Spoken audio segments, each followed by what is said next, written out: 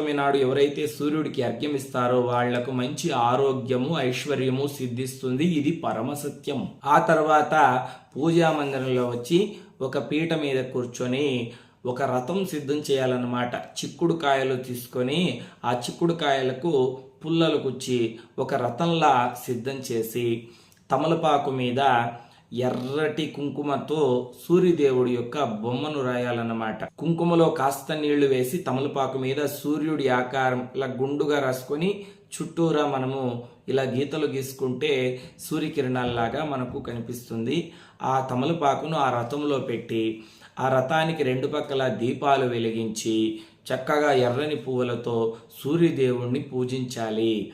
నైవేద్యం ఏం పెట్టాలంటే గోధుమలతో చేసినటువంటి పాయసాన్ని సూర్యదేవుడికి నివేదన చేయాలి. ఎందుకంటే దీనికి ఒక అద్భుతమైనటువంటి కథ ఉంది. దక్ష